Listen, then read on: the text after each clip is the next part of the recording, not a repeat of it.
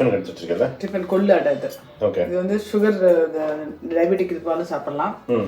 ஜென்ரலாகவே வந்து நிறைய கால்சியம்லாம் இருக்கிறதுனால ரொம்ப உடம்புக்கு ஹெல்த்தியான அடை இது. அதுக்கு என்ன ரேஷியோனா கொள்ளு வந்து 1 டம்ளர். ஓகே. கொள்ளு எந்த அளவுக்கு எடுத்துக்கணும் அதே அளவுக்கு கடலைப்பருப்பு. இப்போ கொள்ளும் கடலைப்பருப்பு ஒரே அளவு எடுத்திருக்கேன், அதனால ஒரே கப்பில் வச்சுருக்கேன்.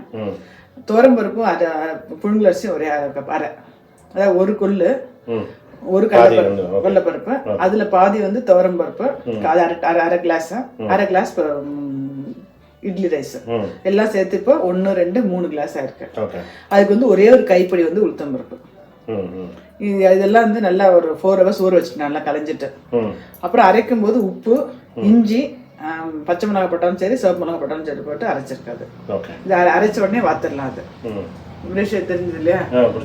மொத்தம் 3 கப்பு 4 கப்பு. ஆமாம் 3 கப்பு மொத்தம் 3 கப்பு இல்லையா?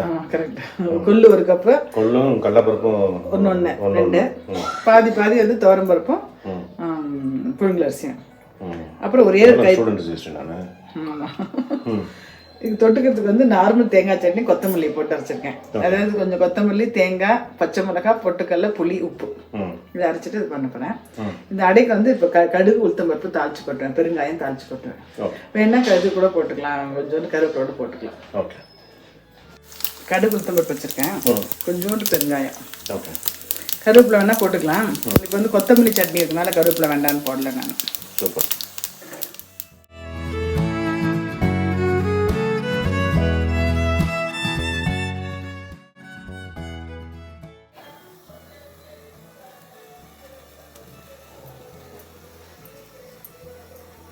காஞ்சிருக்கா? கொஞ்சம் இதாக ரொம்ப காஞ்சிட்டு வேணும். என்னை மாதிரி ரொம்ப சைலண்டாக இருக்கே கல். நீ சைலண்டா இல்லையா? சைலண்டா. இது இந்த டயபெட்டிக் நீ சொன்னோன்னே ஒரு ஐடியா தோணுச்சு எனக்கு.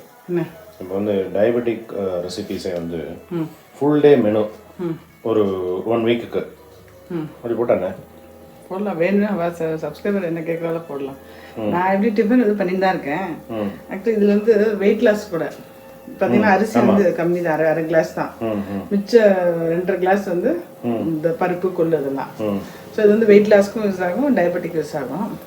ஃபுல் மெனுனா என்ன சொல்கிறேன், காத்தால டிஃபன், மத்தியானம் கிளம்புற டிஃபன், அப்புறம் 11 மணிக்கு ஏதாவது சின்னதாக நொறுத்தினி, அப்புறம் லஞ்சு, சாயந்தரம் ஒரு 4 மணிக்கு ஸ்நாக்ஸு, நைட்டு ஒரு 7 மணிக்கு ஒரு டிஃபன். 4 சின்னதாக ஒரு அந்த மாதிரி ஒரு டெய்லி ஆற்றுல பண்ணுறது ஒரு 1 வீக் போட்டோம்னு வச்சுக்கேன். டயபெட்டிக்கும் யூஸ் ஆகும், வெயிட் லாஸுக்கும் யூஸ் ஆகும். ஜென்ரலாக கொஞ்சம் ஹெல்த் கான்சியஸாக இருக்கவங்க தான் எடுத்துக்கலாம் ஜென்ரலாகவே. ஓகே பண்ணுறது பார்க்குறேன். ஓகே அது பண்ணலாம். என்னென்னு ஆக்சுவலாக தனித்தனியாக போட்டிருக்கோம், இந்த சேர்த்து ஒரே மெனு மாதிரி வரும். ஆமாம், full day menu. Okay, whole day. இப்போ என்ன சாப்பிட்றோம், நம்ம சாப்பிட்றோமா இல்லையா, சம்டைம்ஸ் பண்ணி கொடுப்பாங்க அது மாதிரியா? அம்மாக்கெல்லாம் பண்ணுற மாதிரி அதை அப்படியே காமிச்சிக்கலாம். சரி ஓகே பண்ணலாம்.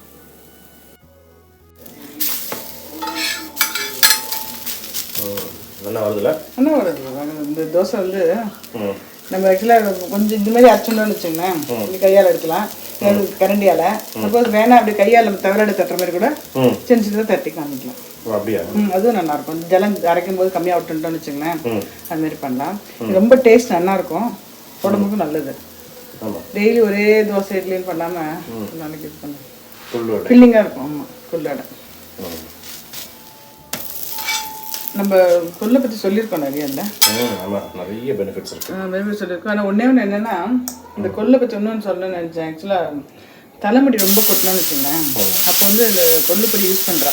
கரெக்டாக நம்ம யூஸ் பண்ணதில்லை, ஆனால் நான் கேள்விப்பட்டிருக்கேன் இந்த மாதிரி. இந்த கொள்ளு சிவியர் ஹேர் லாஸ்க்கு கொள்ளு பொடி யூஸ் பண்ணுவாங்க. ஆமாம், கொள்ளு பொடி இருக்குல்ல, கொள்ளு நல்லா பொடி மாதிரி அரைச்சிட்டு அதை வந்து பொறுக்கிற சூட்டில் வார்ம் வாட்டர் தண்ணியில் கலந்து அதை குடிக்க சொல்லுவாங்க. ஓ அப்படியே? கொள்ளு வந்து உடம்புக்கு அவ்வளோ நல்லது. அது நம்ம வந்து ஏதாவது வாரத்தில் ஒரு நாள் எடுத்துக்கலாம், வாரத்தில் ஒரு நாள் 2 நாள் எடுத்துக்கலாம். ரொம்ப டேஸ்ட்டும் நல்லாயிருக்கும். உளுத்தமாகவே தேவைப்படாது ஆக்சுவலாக. கொள்ளுக்கு வந்து கொள்ளுலேயே அந்த உளுந்தோட இந்த இது இருக்கும், அந்த பசப்பத்தன் நல்லா இருக்கும். ஆமாம், தோசைக்கெலாம் நம்ம உளுந்து இல்லாமல் தான் அரைக்கிறோம். கொஞ்சம் சாஃப்டாக இருக்கிற சும்மா ஒரு கை போட்டேன், போடாமல் கூட நம்ம அதை பண்ணலாம். இது அப்படியே குழி பணியாரமும் பண்ணலாம். ஓ அப்படியா? அடை மாவை அப்படியே குழி பண்ணி அது மாதிரி பண்ணிட்டு அப்படியே சாப்பிடலாம். ஸோ இந்த வெயிட் லாஸ் டயபெட்டிக்லாம் இல்லை அப்படின்னா தேங்காய் போட்டுக்கலாம். ஓகே. டேஸ்ட்டுக்கு ஏற்ற மாதிரி மாற்றினா பண்ணிக்கலாம். அது கொள்ளு பொடியும் இது பேர் என்ன, கொள்ளு அடையும் பண்ணலாம், கொள்ளு பணியாரம் பண்ணலாம். இதே இதில் வந்து கொள்ளு பணியாரம் தான். இட்லி இட்லி பண்ணிக்குவேன். இட்லி தனியாக பண்ணலாம். கொள்ளு இட்லி பண்ணிக்கோங்க. ரொம்ப இது வந்து எல்லா டேஸ்ட்டும் நல்லாயிருக்கும். சீப் வேலை. ஆனால் தோசை இட்லி தான் கொஞ்சம் சப்புன்னு இருக்கும். நல்லா காரசாரமாக சட்னி இருந்துன்னு வச்சுக்கேன். ஆமாம், இது கொத்தமல்லி மிளகா ஜாஸ்தி போட்டிருக்கேன். சாம்பார் இருக்கு, காத்த சாம்பார் இருக்கு கொஞ்சம். ஒரு மிளகா அப்படி பச்சை மிளகா சட்னி, பச்சை மிளகா சட்னி. அது இஞ்சி போட்டிருக்கோம் இல்லையா? ஸோ இதில் இட்லி போட பெருங்காயம் போட்டனால அந்த வாசனையில் நல்லாயிருக்கும். நல்லா முறுமுறுன்னு எடுக்கலாம். இப்போ வேணா சாப்பிட்டு எடுத்துருக்கேன். ஆயிடுச்சு. அவ்வளோதானா? ஆயிடுச்சு. ஃபாஸ்ட் இல்லை? ஆமாம், 5 நிமிஷம் தான். இதெல்லாம் வேலை 2 மினிட்ஸ் தான். கொள்ளு அடை, கொத்தமல்லி சட்னி. கொத்தமல்லி சட்னி தேங்காயே போடாமல் அரைக்கலாம். டயபெட்டிக் கம்ப்ளீட்டாக பயங்கரமாக டயபெட்டிக்காக இருக்கணும்னா நான் இன்னைக்கு கொஞ்சம் தேங்காய் சேர்த்துருக்கேன் பசங்க சாப்பிட்றதுனால. ஓகே. அது அடைக்கும் அந்த சட்னிக்கும் தமிழ் பொய்டிக்காக வருது பாரு, கொள்ளு அடை கொத்தமல்லி சட்னி. நீங்கள் தெரியாது,